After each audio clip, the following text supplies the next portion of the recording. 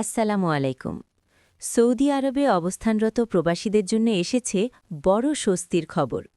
সাম্প্রতিক আপডেট অনুযায়ী দীর্ঘদিন ধরে যাদের ইকামা এক্সপায়ার হয়ে আছে তারা এখন নতুন সুযোগ পাচ্ছেন, পিছনের বকেয়া টাকা ছাড়াই বৈধ হওয়ার সুযোগ।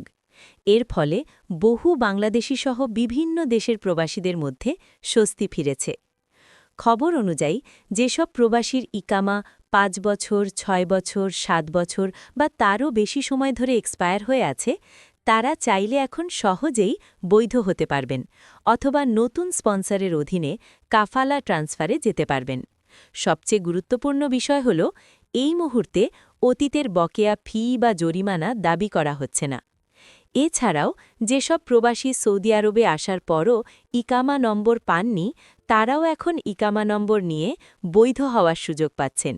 অর্থাৎ দীর্ঘদিন ধরে অনিশ্চয়তায় থাকা প্রবাসীদের জন্য এটি একটি বড় সুযোগ হিসেবে দেখা হচ্ছে।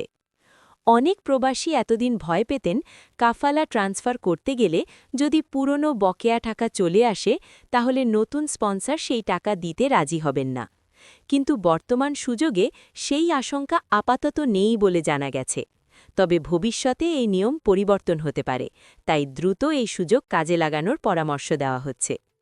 আরও একটি গুরুত্বপূর্ণ তথ্য হল, যাদের ইকামা এক্সপায়ার হয়েছে তাদেরকে সৌদি সরকার সরাসরি অবৈধ হিসেবে বিবেচনা করে না, কারণ সময়মতো ইকামা নবায়নের দায়িত্ব থাকে স্পন্সর বা কোম্পানির উপর।